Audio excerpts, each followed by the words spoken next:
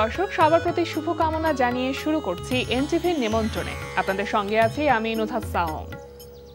দর্শক, এনটিভির নিমন্ত্রণে অনুষ্ঠানটি সপ্তাহের 6 দিন শনি থেকে বৃহস্পতি সকাল 9:30 এনটিভির পর্দায় দেখতে পাবেন। আমাদের আয়োজনে আজ থাকছে সংস্কৃতি, এনটিভি অনুষ্ঠান সূচি ও আলাপন। প্রথমেই সংস্কৃতি।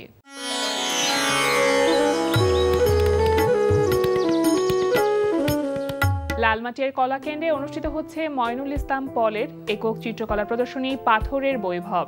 প্রতিদিন বিকেল 4টা থেকে রাত 8টা এই সময়ে প্রদর্শনী চলবে 18 আগস্ট পর্যন্ত। ধানমন্ডির ভূমি আর্ট গ্যালারিতে প্রদর্শিত হচ্ছে দর্শন শিল্পীর দলীয় চিত্রকলা প্রদর্শনী দ্য ট্রান্সলেটার। প্রদর্শনী চলবে 12 আগস্ট পর্যন্ত। এবার এনটিভি অনুষ্ঠান সূচি। এবার জানিয়ে দিচ্ছি এনটিভির আজ রাতের বিশেষ বিশেষ অনুষ্ঠানগুলির সময়সূচি। সন্ধ্যা 6:15 থাকছে সমসাময়িক বিষয় নিয়ে অনুষ্ঠান সংলাপ প্রতিদিন।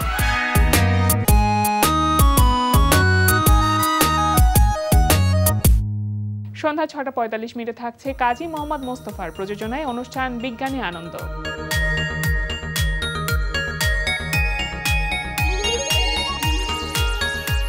রাত 8:20 থাকছে গোলাম মুক্তাদিরের পরিচালনায় ধারাবাহিক নাটক কাজিনস। শোনেন বেলাল দালাল, দাদা ভাই এমন কিছু করলে আমরা জানতাম। আপনি কথা নাই বার্তা নাই, গেট খোলা দেখছেন, ঢুকে পড়ছেন, ডুপ্লেক্স একটা বাড়ি দেখছেন প্রথম ঢাকা শহরে, এটা ভেঙে হাই রাইজ করার প্ল্যান করতেছেন। তোদের কি কমন সেন্স নেই? তোদের কি লজ্জা শরম নাই? তোদের বাপ মাকে শিখায় নাই? টোকাই বস্তির দল কোথাকার? হ্যাঁ, তোদের এত বড় সাহস, তোদের ঘাড় ধাক্কা দিয়ে বের করে দিব। এখনই যাও, শুধু আমার রুম থেকে না, আমার বাড়ি থেকে বেরিয়ে যাও। যা। ইস, কি হলো আজকে আমার মেয়েটার? রাত 11:30 সরাসরি সম্প্রচার হবে মোহাম্মদ নুরুজ্জামানের প্রযোজনায় সঙ্গীতানুষ্ঠান মিউজিক নাইট। এই ছিল এনটিভির আজ রাতের বিশেষ বিশেষ অনুষ্ঠানগুলির সময়সূচি। এবার আলাপন। প্রিয় দর্শক, আমাদের আলাপনের আজকের অতিথি হাসো সিজন 7-এর চ্যাম্পিয়ন রিয়াজ উদ্দিন। শুভ সকাল। শুভ সকাল। কেমন আছেন? আমি অনেক ভালো আছি, আপনি কেমন আছেন? আমি তো ভীষণ ভালো আছি, কারণ একজন কমেডিয়ানকে পেয়েছি, সুতরাং হাসি খুশিতে আড্ডাটা একদম ভরপুর হয়ে যাবে, জমজমাট হয়ে যাবে, সেটা চিন্তা করেই আমার ভীষণ ভালো লাগছে। একটু জানি যে সময়টা এখন কেমন যাচ্ছে? সময়টা ভালোই যাচ্ছে, আর আমি তো মেইনলি হচ্ছে আমার জব লাইফ নিয়ে আছি, বাট চ্যাম্পিয়ন হওয়ার পরে যেটা হয়েছে, মানুষের অ্যাটেনশনটা একটু বেড়েছে একদম, আর হচ্ছে যে এঙ্গেজমেন্টটা বেড়েছে। তো এই আর কি, অনেক ভালোই যাচ্ছে। এটাই আসলে জানতে চাইছিলাম যে হাসো সিজন 7-এর উইনার হবার পরে মানে জীবনটা আসলে কোথায় কোথায় বদলে গেছে, একটু সেলিব্রিটি ভাইব কি পাওয়া যাচ্ছে কিনা কোথাও গেলে? ওকে, সেলিব্রিটি ভাইব কিনা আমি জানি না, যেটা বললামই আমি আগে, সেটা হচ্ছে অ্যাটেনশন। হ্যাঁ, এখন হচ্ছে যে কোস্টাল এরিয়াতে বলেন, হচ্ছে আমার গ্রামে গেলে অথবা অন্য কোনো ডিস্ট্রিক্টে আমার অফিসের কাজে গেলে মানুষ চেনে, তো সবাই এসে ছবি তুলতে চায়। হ্যাঁ হ্যাঁ, ছবি নিয়ে অনেক গল্প আছে, বলবো আমি। হ্যাঁ, তো এটা একটি কাইন্ডা আমি একটু নার্ভাসও থাকি, যেহেতু এত attention for the first time. So cope up করতে একটু সময় লাগছে অ্যাটেনশনটা। মেবি, হ্যাঁ। আর আমরা তো বেসিক্যালি টিভির মানুষ না। হ্যাঁ, সো এই। আচ্ছা, ছবির গল্পের কথা বলছিলেন আপনি, সেটা কি ধরনের গল্প? আচ্ছা, সেটা হচ্ছে যে মানে আমি কিন্তু লাইভ শোজ করি আরও অনেক আগে থেকে, স্ট্যান্ড আপ কমেডি। সো টিভিতে করার ফলে যেটা হয়েছে যে মানে অডিয়েন্স এঙ্গেজমেন্টটা হচ্ছে যে অনেক বেড়েছে আর কি, পাবলিক প্লেসে মানুষ ইন্টারেক্ট করে। তো আমি চিরং একটা শো করতে গিয়েছি ওখানে। সো দুটা মেয়ে এসে বললো যে ভাইয়া আমি তো আপনার ভিডিও দেখি।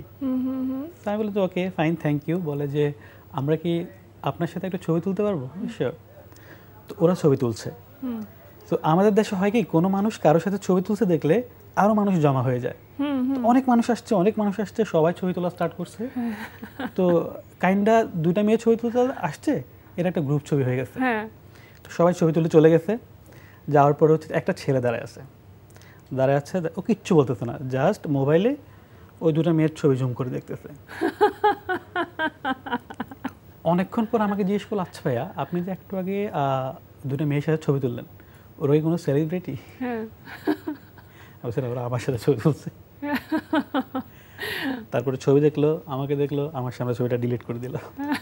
আচ্ছা, মানে এই ধরনের অনেক নতুন নতুন এক্সপিরিয়েন্সের ভেতর দিয়ে যাচ্ছেন। একটু হাসো সিজন 7-এ নিজে পার্টিসিপেট করবার যে ডিসিশনটা সেই জায়গাতে একটু জানতে চাইবো যে কেন মনে হলো? আচ্ছা, সেটা হচ্ছে খুবই কোইন্সিডেন্টাল ব্যাপারটা। আমি এর অডিশন সম্পর্কে জানতাম না। তো আমাদের কমিউনিটিরই কয়েকজন এরা হচ্ছে খুবই ইন্টারেস্টেড ছিলেন। সো ওনারা হচ্ছে রেজিস্টার্ড অলরেডি, বাট আমি জানতাম না। তো একদিন বললো যে অডিশন আছে, তুমি দিবা নাকি? আমাদের হচ্ছে বিপ্র ভাই নামে একজন ভাই আছে, সো উনি হচ্ছে যে আমাকে লিঙ্ক পাঠালো। আমি বললাম যে আমার যেহেতু অফিস, সো আমি মেবি পারবো না। তো বললো যে সকাল সকাল হবে, তুমি আসো।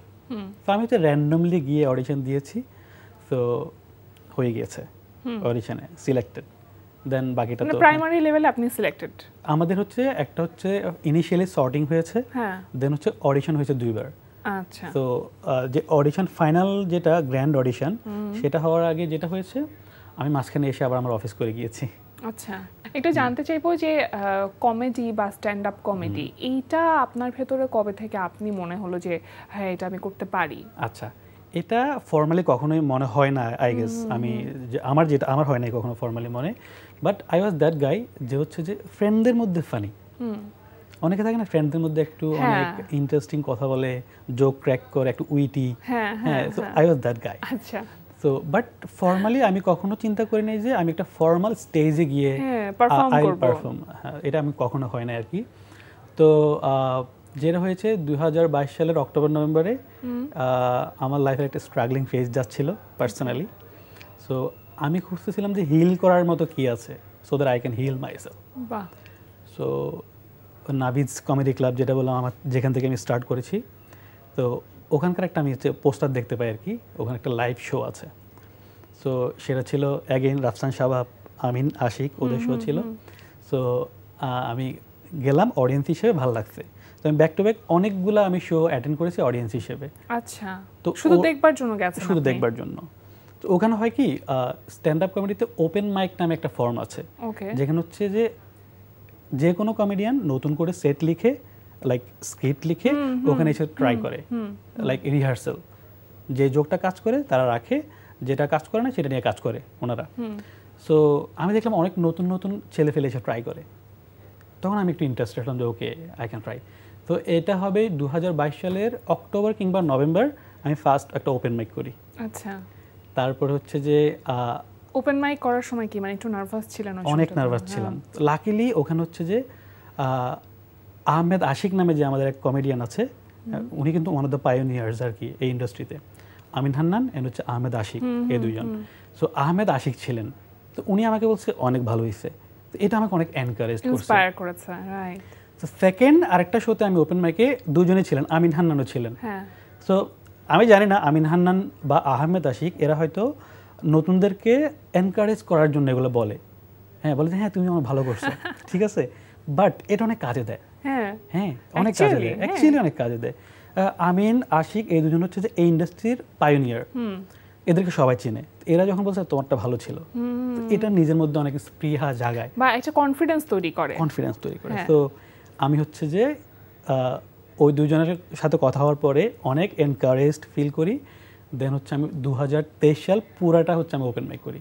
একজন কমেডিয়ানকে পেয়েছে আর জোক শুনবো না এমন তো হতে পারে না, একটু শুনবো একটা দুটা কিছু? আচ্ছা, একটা জোক শোনাতে পারি।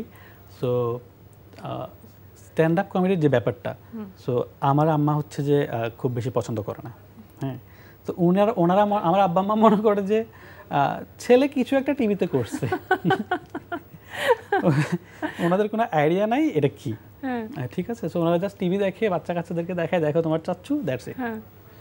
তো এই জন্য হচ্ছে যে উনি আমাকে সবসময় বলে যে মানে কোথায় কি করতেছি সব খবর নেই এখন, কোথায় যাচ্ছ, কি করতেছো, হ্যাঁ লাইক। আর আমার আম্মা মনে করে যে দুনিয়ার যত কিছুই ঘটুক ওখানে ওনার ছেলে আছে। লাইক ইন্ডিয়াতে বিমান ক্র্যাশ করছে, উনি আমারই ফোন দিছে, তুমি কই, ছেলে নিরাপদে আছে কিনা? হ্যাঁ, ছেলে নিরাপদে, আমি তো ঢাকাতেই, ঠিক আছে সাবধানে থাকো, এরকম হয় আর কি। সো বাট আমাদের বাসায় একটা কাজিন থাকে, ছোট কাজিন, ওর বেলায় কিন্তু আমার আম্মা ডিফারেন্ট, ওরা অনেক বেশি আদর করে। সো আমি স্টোরিটা বলতেছিলাম কাজিন নিয়ে। সো আমার কাজিন হচ্ছে পড়াশোনা মোটেও করে না, সারাক্ষণ ল্যাপটপ নিয়ে বসে থাকে আর হচ্ছে যে রিলস দেখে, ফেসবুক এগুলো করে। তো আমি ওকে বললাম যে তোমরা পড়ো না কেন, হ্যাঁ পড়াশোনা তো করতে পারো একটু। বলছে ভাইয়া পড়াশোনা অনেক কষ্ট। আমি বললাম তুমি ল্যাপটপ নিয়ে অনলাইনে ক্লাস করো, এটা কষ্ট? বলছে হ্যাঁ, ল্যাপটপ নিয়ে 3 ঘন্টা বসে থাকতে হয়। আমি বলছি আমি 2 ঘন্টা জার্নি করে ইউনিভার্সিটিতে গেছি, পিছন থেকে আমার দাদা। আমরা যখন স্কুলে যাইতাম মাঝখানে 2টা নদী, একটা খাল, একটা বন, এগুলো কিন্তু আমাদের দাদারা বলে। দাদারা আমি গেলাম আপনার কি এটা স্কুল না অ্যামাজন ফরেস্ট? বলে বিশ্বাস করবা না, আমরা 2টা লুঙ্গি নিয়ে যাইতাম। একটা লুঙ্গি আমরা পরে যাইতাম, এটা ভিজে যাইতো, ওটা শুকাইতে দিয়ে আরেকটা লুঙ্গি আমরা পরতাম। আমি বললাম তো এটা তো পিকুলিয়ার ঘটনা। দাদিকে জিজ্ঞেস করছি, দাদি ইজ ইট ট্রু? দাদা বলে কি বলে? বলছে ট্রু। লুঙ্গি চেঞ্জ করার সময় তো দাদার সাথে আমার পরিচয়টা হইলো। আচ্ছা, আপনি এখান থেকে মেট্রো রেলে কিভাবে গেলেন? মেট্রো রেলের একটি ভিডিও ভীষণ রকম ভাইরাল হয়েছে। আচ্ছা, আমি বেসিক্যালি মফস্বলে বড় হয়েছি আর কি। হ্যাঁ, তো মেট্রো রেলের ফর্মালিটিসগুলো আমার কাছে একটু ডিফারেন্ট। হ্যাঁ, সো আমি এগুলো ফলো করার চেষ্টা করতাম আর কি। সো ওখানে যাওয়ার পরে যেটা হয়েছে দেখি আমাদের অ্যাজ ইউজুয়াল বাঙালি ওরা ফলো করে না। তো আমি যেহেতু ফলো করি, ওরা ফলো করে না, তো মাঝখানে আমার একটা গ্যাপ মনে হয়েছে আর কি, যে জিনিস আমি অনেক অবজার্ভ করি। তো ওখান থেকে অবজারভেশনের মধ্যে দিয়ে আমি অনেকগুলো স্ক্রিপ্টিং করি আর কি। আচ্ছা, সো এই জনপ্রিয়তা নাকি ভাইরাল, মানে কোনটা বেশি হয়েছেন আপনি? মানে জনপ্রিয় হয়েছেন নাকি ভাইরাল হয়েছেন? আচ্ছা, ভাইরালের কনসেপ্টটা আমি খুব বেশি বিশ্বাস করি না, যেহেতু আমি টোটালি কন্টেন্ট ক্রিয়েশনের ব্যাপারে ইনভলভ না আগে থেকে। আমি একদমই কর্পোরেট পারসন, আমি একটা ফাইন্যান্সিয়াল ইনস্টিটিউশনে জব করি। সো এটা আমি জাস্ট করি আমার আউট অফ প্যাশন। আচ্ছা, হ্যাঁ, বা নিজেকে ভালো রাখার একটা ভালো জায়গা। রাখা, অনেকের থাকে না একটা হবি, এক্সট্রা কারিকুলার একটা অ্যাক্টিভিটি করা, টু মেক পিপল লাভ। হ্যাঁ, সো এটা তো হয়েছে কি, সো এখান থেকে ভাইরাল হওয়ার ব্যাপারটা টোটালি সরে যায়। আচ্ছা, হ্যাঁ, এটা বাদ। আরেকটা জিনিস জনপ্রিয়তা, এটাও ডিপেন্ডস আসলে। হ্যাঁ, এখানে হচ্ছে যে অনেকে পছন্দ করবে, অনেকে পছন্দ করবে না, বাট লাকিলি আমি অনেক মানুষের অ্যাপ্রিসিয়েশন পেয়েছি। সো আই থিঙ্ক মেবি জনপ্রিয়তা একটু হইলেও আচ্ছা, বা ওটা তৈরি করবার যে একটা রাস্তা বা জার্নি, সেই জার্নিতে আপনি আছেন মেবি। হ্যাঁ, আচ্ছা, এই যে হাসো সিজন 7 এ অনেকগুলো রাউন্ড ছিল, তো কোন রাউন্ডটা সবথেকে বেশি চ্যালেঞ্জিং বা ডিফিকাল্ট ছিল আপনার জন্য? এটা কোয়ার্টার ফাইনাল, মানে লাস্ট কোয়ার্টার ফাইনাল আর সেমিফাইনাল। আমি কিন্তু অলমোস্ট এলিমিনেশনে পড়ে গিয়েছিলাম আর কি। আচ্ছা, যে এলিমিনেশন গেমটা, যেটা আমাদের মোস্তফা ভাই অনেক ভালো করে এটাকে হচ্ছে যে অ্যারেঞ্জ করে, অনেক ট্রমাটিক করে একটু। হ্যাঁ, একদম পারফর্মারদেরকে ট্রমাটাইজ করে ফেলে। আপনি কি ট্রমাটাইজড হয়েছিলেন? আমি হয়েছি, বাট ওটা হচ্ছে যে আমি কন্ট্রোল করার চেষ্টা করছিলাম আর কি। আচ্ছা, স্টোরিটা হচ্ছে যে আমি যে লাস্ট 2 জন থেকে একজন নিবে, তো ওখানে ওই 2 জনের মধ্যে আমি আছি। আচ্ছা, আমি আর হচ্ছে যে সিলেটের একটা ছেলে। তো আমার হচ্ছে ব্যাক টু ব্যাক 2-3টা পারফরমেন্সই খারাপ হয় আর কি, অ্যাভারেজ খারাপ বলবো না। তো তখন আমি বলছি আমি ডান। হ্যাঁ, তো শেষ। তো তখন হচ্ছে কি আমার পজিশন নিয়ে আমার কোনো মানে মাথা ব্যথা নাই কি এলিমিনেশন হইলাম কি হইলাম না। কিন্তু এই যে লাস্টে এসে এতগুলো মানুষের সাথে আমার এত ভালো একটা সম্পর্ক হইলো, এখান থেকে চলে যাইতে হবে, টিমটা ছেড়ে আমি চলে যাব, এটা ভাবতেই কষ্ট লাগছে। হ্যাঁ, এটাই হয় কিন্তু আমাদের। সো লাকিলি পরে যেটা হইছে ওনারা 2 জনকে রাখছে। আচ্ছা, সো আমি হচ্ছে যে এই যাত্রায় বেঁচে গেছি। হ্যাঁ, ওইটাই হচ্ছে চ্যালেঞ্জিং ছিল আর কি অনেক। আর এই যে এতগুলো মেন্টর ছিল আপনাদের, কোন মেন্টর সবথেকে বেশি প্রিয়? আচ্ছা, মেন্টর কিন্তু সবই প্রিয়। হ্যাঁ, ডিপ্লোম্যাটিক, এটা বলতে হয়।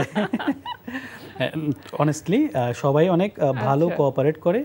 আর শাওনদা আমার অনেক পছন্দের, সেটা হচ্ছে যে এটা অন্য কারণ হলো শাওনদার সাথে আমার এমনিতে পার্সোনাল একটা ইন্টারাকশন আছে। আর ইদানিং তো তারেক ভাইয়ের সাথে অনেক কাজ করা হয়। সো এই 2 জনের সাথে ইন্টারাকশন বেশি হয় বলে এই 2 জন একটু বেশি প্রিয়। বাট বাকি সবাই, যে পরশ ভাই, আমাদের সাইফুল ভাই, আমাদের মিরু ভাই, আর তারপর হচ্ছে আমাদের শাহজাদা ভাই নামে একজন আছেন, আর আবু হেনা রনি তো আছেই। রনি ভাই তো ইজ। আচ্ছা, যখন আপনার নামটা চ্যাম্পিয়ন হিসেবে অ্যানাউন্স করা হলো, ঠিক সেই মুহূর্তে মানে নিজের নামটা শুনলেন, ঠিক সেই মুহূর্তে কি মনে হয়েছিল? এটা আমি জানি না আর কারো হয় কিনা, আমার যেটা হয় স্পেশাল অনেক ড্রামাটিক কোনো মোমেন্টে মানে আমি আর কিছু শুনি না, ব্ল্যাঙ্ক হয়ে যায়।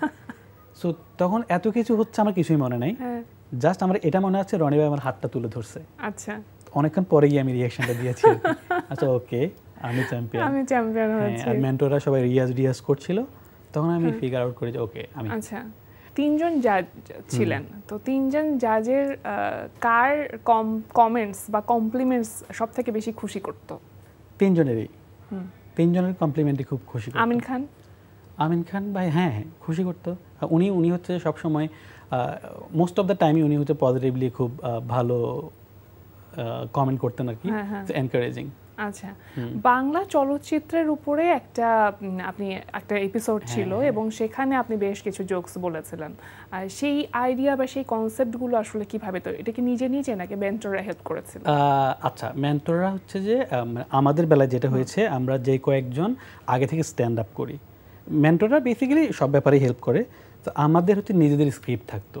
আচ্ছা, তো ভাইয়ারা কি করতো, ওটাকে টিভি ফরম্যাটে নিয়ে আসতো, মানে তুমি এটা করতে পারবা বা এটা এভাবে করতে পারবা। আচ্ছা, তো এটা বাট স্ক্রিপ্টিংটা আমারই ছিল আর কি। ওখান থেকে কিছু শুনতে চাইবো এখন, বাংলা মুভির ওখান থেকে। আচ্ছা, বাংলা মুভির হচ্ছে যে একটা সিন আছে এরকম যে গুন্ডারা নায়িকাকে ধরে নিয়ে যায়। আপনার জন্ম যদি, আমি 90s বাই দ্য ওয়ে, আপনি কি 90s অথবা আরো পরে? সেটা না হয় না জানাই থাক। ও আচ্ছা, আপনি 90s মুভি দেখেছেন? এটা আমার কোশ্চেন ছিল by the way, I am sorry. Okay, হ্যাঁ। সো নায়িকাকে গুন্ডারা ধরে নিয়ে যায়, গুন্ডারা ধরে নিয়ে এভাবে বাঁধে, এরা তো দেখেছেন, এভাবে বাঁধে। নায়িকা বলে, শয়তান তুই আমার দেহ পাবি, মন পাবি না। গুন্ডা বলে, আনছিলাম তো ওরে টাকার জন্য। এখন তো সো এটা একটা অপশন আছে। আচ্ছা, তারপর হচ্ছে যে একটা সিনে দেখবেন হচ্ছে যে নায়িকা মাথা ঘুরে পড়ে যায়। হ্যাঁ, তো ডাক্তারের কাছে নিয়ে যায়। ডাক্তার হচ্ছে যে জাস্ট পানির ছিটকা দেয়, নায়িকা উঠে যায়, কিন্তু ব্যান্ডেজ থাকে এখানে, এখানে একটু রক্ত। তো ডাক্তার কি করে, জাস্ট হচ্ছে পালস চেক করে, চোখ চেক করে, এগুলো চেক করার পরে, পালস কিভাবে চেক করে দেখছেন আপনি? ডাক্তার কিভাবে চেক করে? ডাক্তার নায়িকার পালস চেক করে। এখানে আরেকজন ডাক্তার, হ্যাঁ এভাবে। ওকে, আপনার হচ্ছে বাম হাত ডক্টরের হাত, এই হাত আপনার হাত, আপনি এখন পালস চেক করেন। পালস চেক করতেছে ডাক্তার, আপনি মা হতে চলেছেন। হ্যাঁ, এটা খুবই কমন। হ্যাঁ, এটা খুবই কমন। আপনি যখন টিভিতে পারফর্ম করছেন তখন একরকম জোকস ডেলিভারি থাকে, কারণ আপনি জানেন তখন আপনার টিজি ডিফারেন্ট। আবার যখন লাইভ পারফর্ম করছেন তখন একরকম থাকে। তো এই সিলেকশনটা বা এই জোকসটা কিভাবে বলবো, কোন প্লটের উপরে বলবো, এই ব্যাপারটা আসলে কিভাবে তৈরি করেন? ওকে, আমরা যখন লাইভ শোজ করি এটা most of the time free, কয়েকটা সেন্সিটিভ লাইক রিলিজিয়ান, পলিটিক্স, এগুলোকে একটু ফরম্যাটিং করে করতে হয় লাইভ শোতে। আচ্ছা, আর টিভিতে করার ব্যাপার হচ্ছে, টিভিতে তো মাস্ট পিপল হচ্ছে আমার অডিয়েন্স, এখানে হচ্ছে জেনারিক কন্টেন্ট, এটা ওয়ান ওয়ে কমিউনিকেশন টিভিতে যেটা। ওখানে তো ইনস্ট্যান্ট রিঅ্যাকশন লাইভ শোতে, আমি বুঝতেছি ওকে রিঅ্যাকশন পেয়ে গেছি, আমি এটা নিয়ে আর আগাবো না। কিন্তু টিভিতে আপনি কি এই জোকের পরে আগাবেন কি আগাবেন না, রিঅ্যাকশনটা আপনি পাচ্ছেন না, আপনি করেই যাচ্ছেন। সো এই ক্ষেত্রে আমি যেটা করি সেটা হচ্ছে একটা জেনারিক টপিক বা কন্টেন্ট সিলেক্ট করার ট্রাই করি, যেটা হচ্ছে মাস পিপলকে কানেক্ট করে, like observation, daily life stories, family নিয়ে করা, এগুলো নিয়ে আমি চেষ্টা করি আর কি। আচ্ছা, অ্যাজ এ কমেডিয়ান আপনার আসলে স্ট্রেংথের জায়গাটা কি ছিল, যে কারণের জন্য হাসো সিজন 7 আপনি চ্যাম্পিয়ন হয়েছেন, কি মনে করেন? আচ্ছা, ওখানে হচ্ছে যে আমার নিজস্বতা, সেটা হচ্ছে যে আমি হচ্ছে অনেক লাইভলি সবাইকে কানেক্ট করে যোগ করার চেষ্টা করি। লাইক আসলাম, আমি একটা যোগ আপনাকে বলে দিলাম, এটা আমি করতে পারি না আর কি। আমি কি করি, অডিয়েন্সকে এঙ্গেজ করি। লাইক আপনাকে আমি বললাম যে আপনি পালসটা চেক করেন, এরকম অডিয়েন্স থেকে রেসপন্স নিয়ে চেষ্টা করি। তো এটা করার ক্ষেত্রে হয় কি, আমার একটা টু ওয়ে কমিউনিকেশন হয়, এটা আমাকে অনেক হেল্প করে আর কি। মানে ওই এঙ্গেজমেন্টটা বা যে কোনো অডিয়েন্স এঙ্গেজড ফিল করে। হ্যাঁ, তো এটার জন্য মেবি আমার একটু ওখানে নিজস্বতা, যেটা ডিফারেন্সিয়েট করার মতো আর কি ছিল মনে হয়। আপনি বলছেন যে আপনি চাকরিও করছেন, তো এই দুটো পাশাপাশি করাটা একটু কঠিন মনে হয় কি? কঠিন, ডেফিনেটলি, বিকজ আমি জব আমার ফুল টাইম, আমি অনেক বছর ধরে 7 ইয়ার্স অ্যারাউন্ড হচ্ছে আমি জব করি ফাইন্যান্সিয়াল ইনস্টিটিউশনে। সো ওটা আমার ফুল টাইম, ওখান থেকে টাইম বের করে এইটা করা, এটা কাইন্ডা অনেক। অফিসের কলিগরা কি বলে, মানে তারা কি সাপোর্টিভ আপনার এই জায়গাটা নিয়ে? অফিসের কলিগরা অনেক সাপোর্টিভ, না হলে আমি একটা রেগুলার জব করে আমার বসরা যদি, আমার টিম মেম্বাররা যদি সাপোর্ট না করতো, আমি তো ওখানে যত মাস শুটিং হয়েছে আমি করতে পারতাম না। তো আমার দুজন বস অনেক হেল্প করেছে আমাকে এই ব্যাপারে, অনেক কোঅপারেটিভ ছিলেন। সামনের দিনগুলো নিয়ে কি চিন্তা আছে, মানে এই কমেডি সেক্টরটা তো আস্তে আস্তে করে ডেভেলপ করছে বাংলাদেশে, আর ড্রিমটা কি আলটিমেট? আমাদের দেশে তো এটা এই যে এখন খুবই একটা বেশ নোন, এখন মানুষ জানে যে, আপনি নিজেই দেখেছেন গ্রোয়িং একটা স্টেজে আছে, গ্রোয়িং স্টেজে আছে। সো সব স্ট্যান্ড আপ কমেডিয়ানেরই মোস্ট অফ দ্য কমেডিয়ানেরই একটাই গোল থাকে যে ওরা একটা লাইফে 1 আওয়ার স্পেশাল করবে।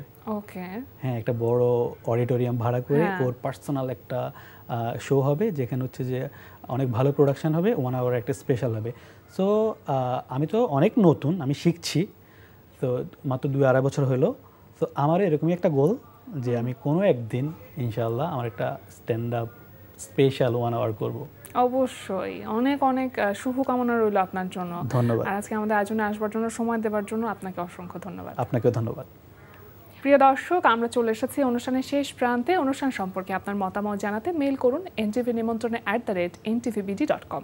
বিশ্বের যে কোনো প্রান্ত থেকে যে কোনো সময় এনটিভি নিমন্ত্রণে দেখতে ভিজিট করুন আমাদের পূর্ণাঙ্গ ওয়েব পোর্টাল www.ntvbd.com। এছাড়া এনটিভি সব জনপ্রিয় অনুষ্ঠান ও খবরের আপডেট পেতে ভিজিট করুন আমাদের ইউটিউব চ্যানেল ও ভেরিফাইড ফেসবুক পেজে। সবার মঙ্গল কামনায় আজকের মতো এখানেই শেষ করছি। সবাই ভালো থাকুন, সুস্থ থাকুন, সুন্দর হোক আপনার প্রতিটি মুহূর্ত।